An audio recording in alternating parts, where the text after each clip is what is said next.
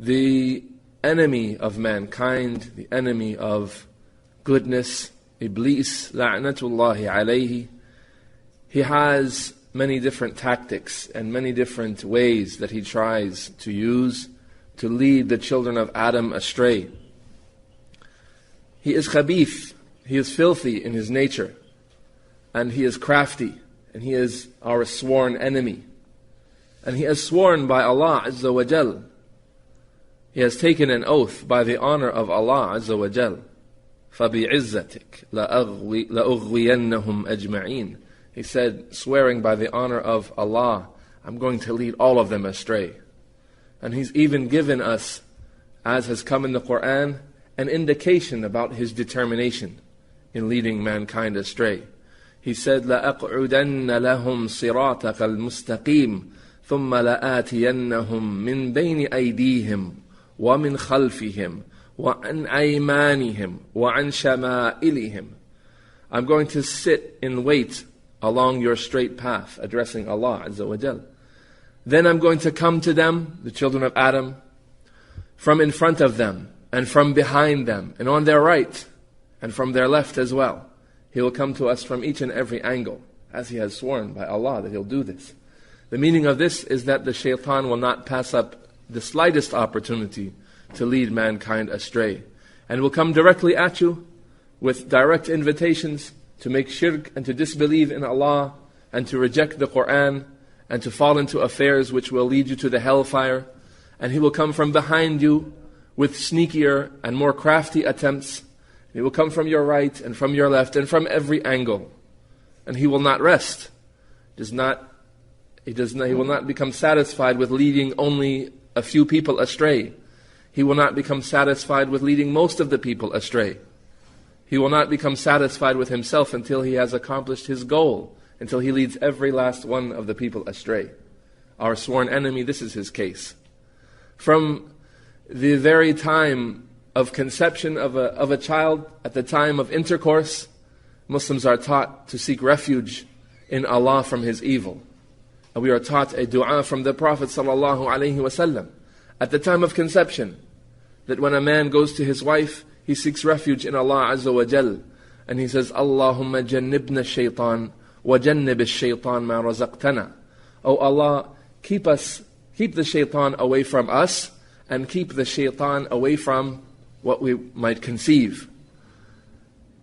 Showing the importance of, even from that time we begin our efforts and our responsibility as protectors and nurturers of children. From the time of conception. Then when the child is born, we learn from the Messenger ﷺ that this evil enemy of ours, this crafty and creative enemy of ours, uses a tactic or comes at this time, a time of weakness for a newborn child. When the child is first born, the shaitan comes and pricks him in his side, because the shaitan is an opportunist, because the shaitan is filthy, because he will not pass up the slightest, smallest opportunity that he can find to harm the children of Adam.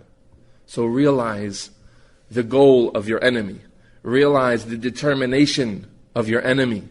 Realize that his ways and his paths to try to lead you astray are so many. And we have been taught as well, when we come into the house, to mention the name of Allah. Why? So that the shaitan will not enter into our houses with us. Again, protecting our house, protecting our wives, protecting our children, again, from the harms of that sworn enemy. And so the shaitan will say, if we have sought refuge in Allah and mentioned His name, they will say, La mabita lana huna. We have no chance to stay here in this house tonight. And the Prophet ﷺ, from his many ways of guidance and his love for this ummah, he has shown us how we can take steps to protect us from this sworn enemy. He has told us to bring our children into the houses at the time of Maghrib, before the sunset. Bring them in and close the doors and mention the name of Allah over the doors. Because the shaitan, as he mentioned, spreads out at that time in great numbers. The devils are plentiful and many at that time. So we bring our children in at that time, At that time when the Prophet ﷺ told us we are in danger because of the many devils that will be spread out at that time. The scholars mentioned as a point of benefit that the reason we are specifically to bring the children inside, and we are all afraid of the devil at this time, and none of us are safe from him, we are all to be cautious and to seek refuge in Allah from the shaitan at that time specifically and throughout our day. But why specifically are we told to bring the children inside and to keep them behind closed doors at that time?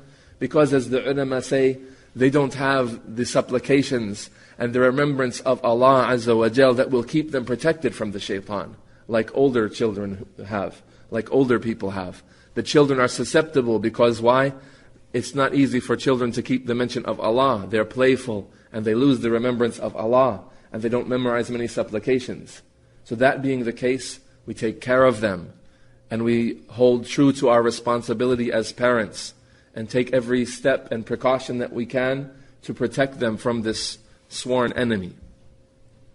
So as parents, we are to protect ourselves and we are to protect our flocks from everything that becomes known to us that it is one of the plans of the shaitan to harm us or our children. And he has, as we mentioned, many different ways. Many we recognize and many we are not able to recognize.